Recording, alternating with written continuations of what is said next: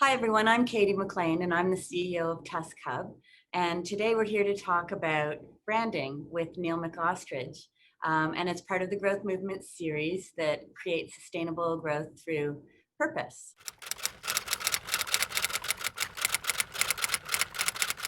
Hi, Neil. It's great to see you. Well, Thanks it's for. nice to see you again, especially on Zoom. It's such an interesting technology. I haven't tried it before. Not.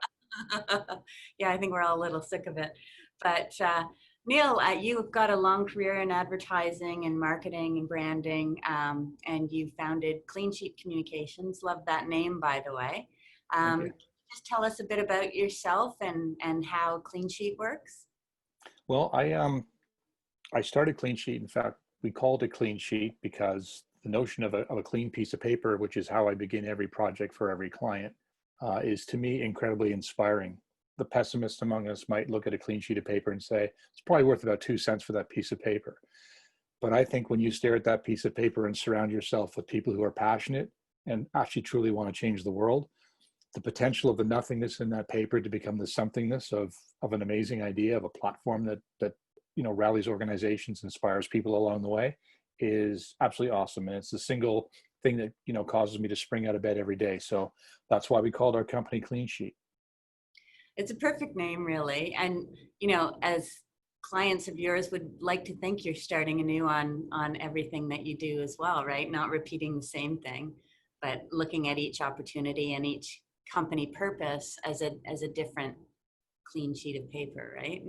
Yes, absolutely. I mean, the name itself was kind of fortuitous because I think what stops a lot of companies from getting to a great place is they often say to themselves, okay, we want to do something different, but they don't disassociate themselves from the baggage in the company. So they try and create new purpose. They try and understand their new why. They try and move in a different direction, but they refuse to sort of let the baggage go.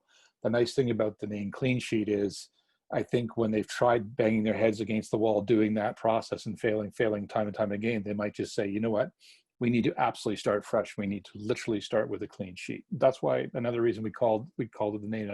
The number of times clients call me up and say, even the name itself inspired me to want to call you, because a clean sheet is a great place to start. Okay, that makes sense. So tell me from that, how does a company's why or their purpose sort of fit into the work that you do, or the creations that you come up with? Well, basically, I think every company knows really, really well what they do. They'll tell you what they make or what they sell or where they send people to, if they're a tourism company and what have you. I think the great companies, the ones that rise above the clutter and din, they understand something more important, and that is why they do what they do. And that's where brand comes in. So, Apple might, you never really hear Apple talking about their technology in the sense of, you never really see them making commercials where they open the phone up and show you how it works. They just inspire people to want to be more creative, and they themselves behave as a company that is itself creative. So the purpose being the why is hugely important. And the sad thing is, I think a lot of companies will default to the what they do because I don't think they've taken the time to even think about their purpose or their why. And the reason it's important nowadays is, any company is 2 clicks away from being found out for having no purpose. And what we're seeing in marketing with brands now is a lot of consumers are saying, I'll buy your product, but I want to know, is it ethically sourced? I want to know, is it being made, in the context of unfair labor practices, or, I mean, goodness, we're seeing even right now with the football team logos and names going on, people are Googling back, like with the Washington Redskins, for example, they Google back to 1938 and find out the guy who founded the team was a segregationist and a racist, right? Like, that was 3 clicks away from finding that out, and suddenly it's over. The name has to change. So that's really what purpose is all about. Like, I mean, it's a North Star within any company. It guides the decisions you make. I mean, what we're finding, I think, how we talk about our weather patterns getting more and more extreme. Well, I think the conditions that companies get set upon are getting more and more extreme as well. Like pandemic, who would have thought about a pandemic?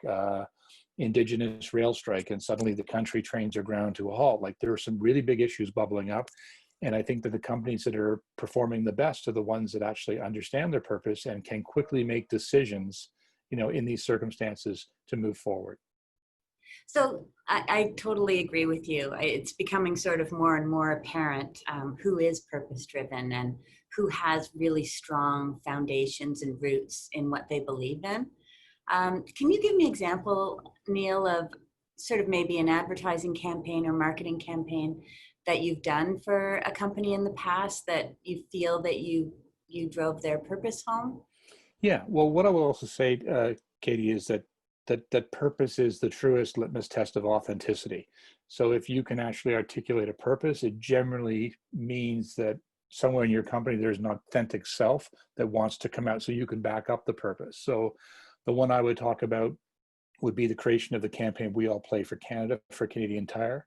So Yeah. Canadian Tire understood very, very well that what they did was provide stuff for Canadians to sort of, partake in the jobs and joys of Canada. So, shovels for shoveling, which would be a job of Canada, sprinklers for the joys of Canada. This was the what they did. But when you look deeper at the corporation, they've been around for 100 years. They were in every community in Canada. I think pretty much 95% of all Canadians live within 30 minutes of a Canadian Tire store. So they're entrenched, they're ubiquitous across Canada. And there was something more than what they did. There was a why they did what they did.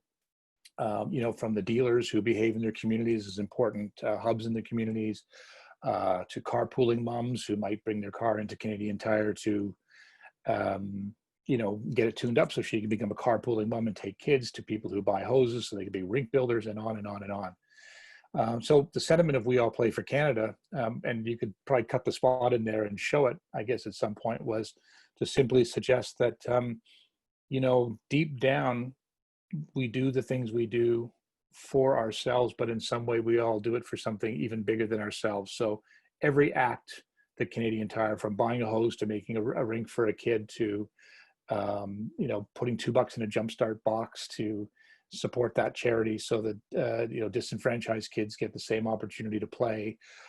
Everything is a contribution in the moment, but it's also a contribution down the road to something bigger. That is sort of nationhood. That is what Canadians all about.